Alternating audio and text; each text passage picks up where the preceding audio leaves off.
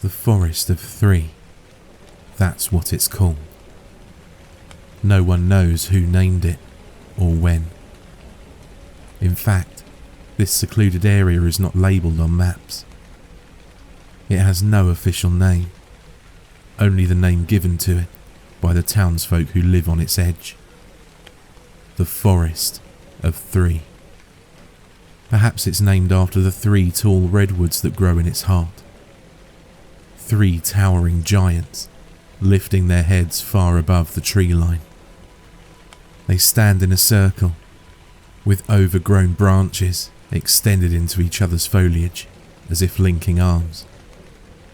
When the wind howls, one can see them sway, their powerful roots supplying the great forces needed to prevent them from falling. Viewed from the correct angle, it can appear as if they're attempting to dance, to uproot themselves and skip in a circle with hands joined.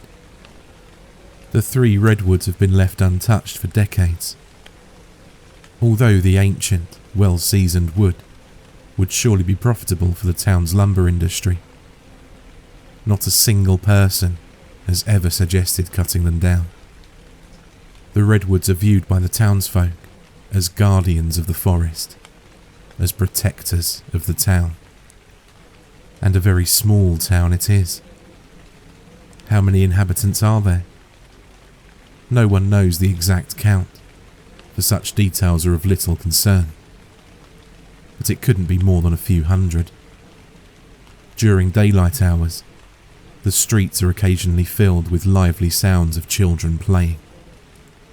Running, skipping, shouting, and all other manner of things that children are prone to do. However, the town itself is a rather boring place, and not the preferred playground of children. After all, the town sits next to a large forest. What better playground could a child ask for? Thousands of trees to climb, rocks to overturn, creatures and insects to be examined. A child could spend every day exploring the vast expanse of green, and never happen upon the same tree twice. Yes, the forest is a perfect place for children. A place for them to explore, to imagine, to learn. The children love the forest greatly. They even sing a nursery rhyme about it. Skipping in circles with hands joined, children will chant, come play in the forest of three. You with I, and I with thee. Oh, such fun we have in store, lurking there forevermore. Where this rhyme comes from, no one knows. It's possible that the children themselves wrote it. Yet upon examination, this theory seems implausible. Forevermore, thee. Hardly words a child would understand, let alone include in a song.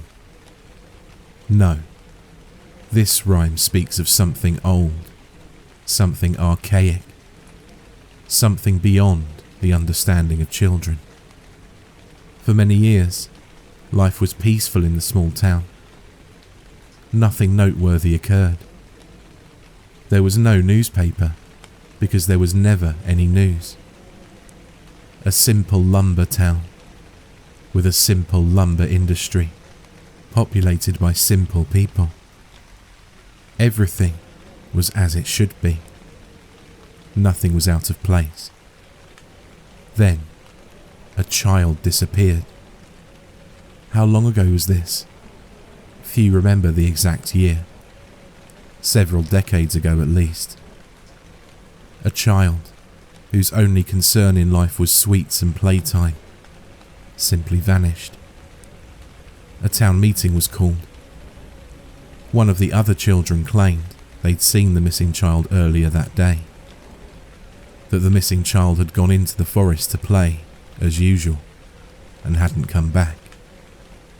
A search party was immediately organised, and sent into the forest. They searched for hours, until the falling darkness didn't permit them to search any longer. "We'll search again at first light.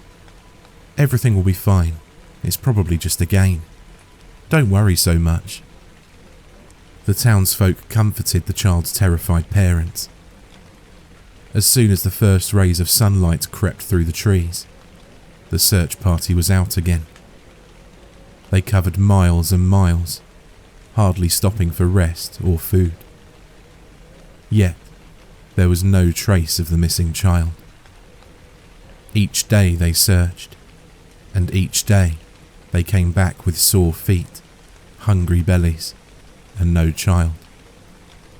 Hope was still there, but it was quickly fading. Each day, the search party came back sooner and sooner. Each day, they spent less and less time looking for the missing child before heading back. Eventually, the searches ceased entirely. If one were to examine the town at that time, at first glance, it would appear just as it had before. Men chopped wood. Stores had good business. School was in session. Children still played in the streets and in the forest. Of course, the family and friends of the missing child grieved, but nothing would seem out of the ordinary. At first glance. Look closer, and you would see it. The children.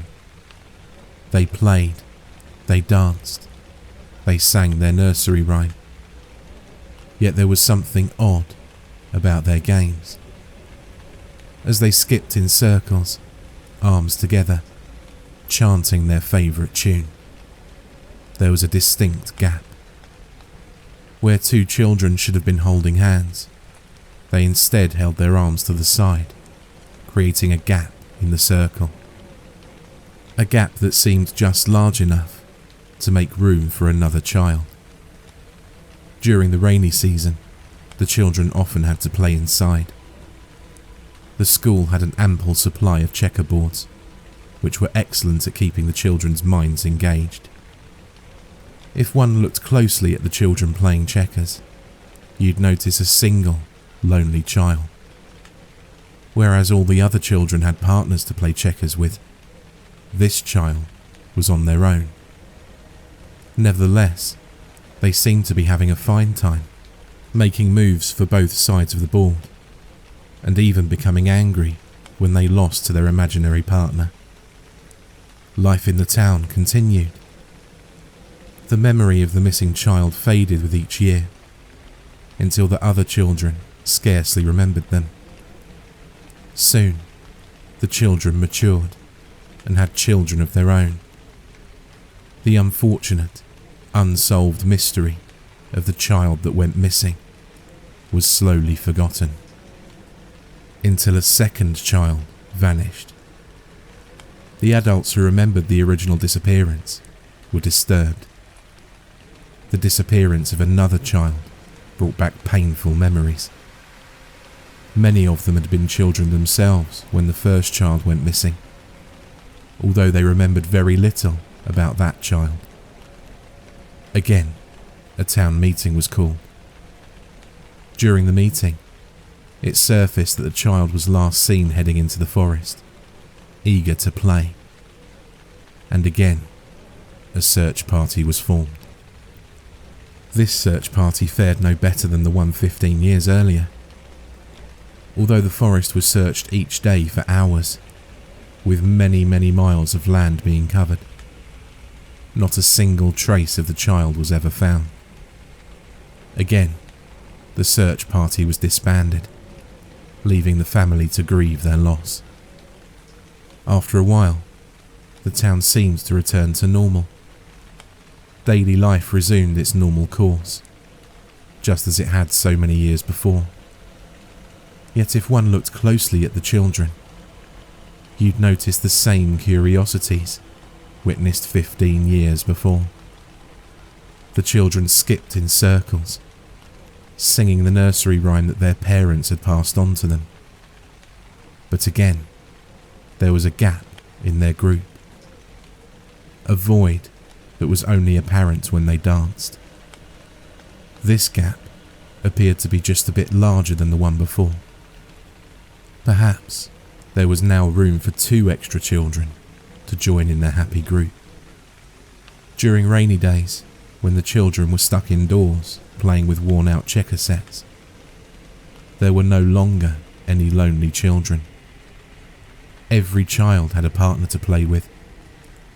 However, laying unnoticed in the corner of the room, there was a solitary checker set. It had no players, no children to have fun with it. The pieces were scattered across the board as if a game was currently in progress, yet there was no one using it. Who can say what this meant? Maybe nothing. Children are prone to strange behaviour, as any parent knows. A gap in their dancing circle, an unused checkerboard. Why should any of these anomalies be cause for concern? In the end, it didn't matter. No adult noticed the slightly unusual behaviour of the children after either disappearance. Such was life in the small lumber town. Years continued to pass. Those who were children during the first disappearance became middle-aged. The friends of the second child who disappeared now had children of their own. And life passed by, completely normal. Until tonight. For tonight is a very special night. If one were to visit the town centre, you'd find it bustling with activity. Worried faces, loud arguments, and a weeping family is what you would find. You see, earlier today, a child went into the forest to play and didn't return. A town meeting has been called to discuss the best course of action. Many members of the town remember the initial disappearance, which occurred more than 3 decades ago.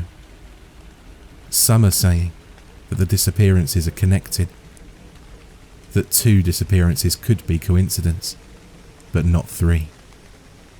Some now believe that the forest is haunted, while others call them crazy. Early tomorrow morning, when the sun begins to rise, a search party will set out to find the missing child.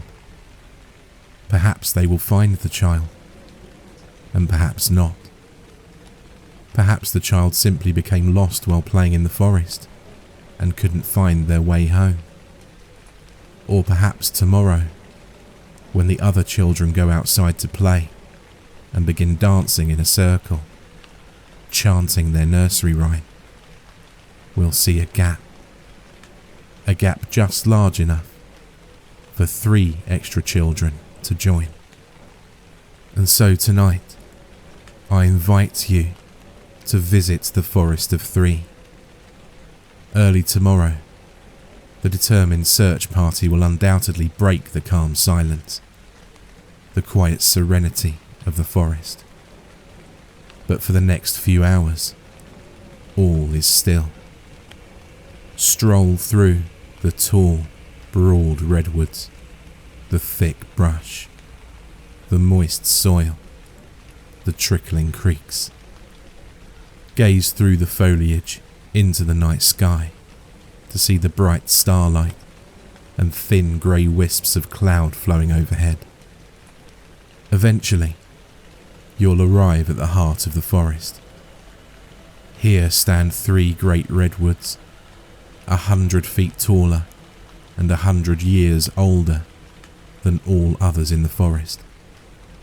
They stand with their branches interwoven, as if dancing in a circle. The wind howls. The trees begin to sway. Sharp shadows are cast upon the trunks of the great redwoods. The shadows move across the bark, and it appears as if the trees are snarling at you, sneering at some great joke that you can't understand. The wind dies. Close your eyes. Listen for it. The soft rustle of the leaves overhead. The quiet trickle of water through streams.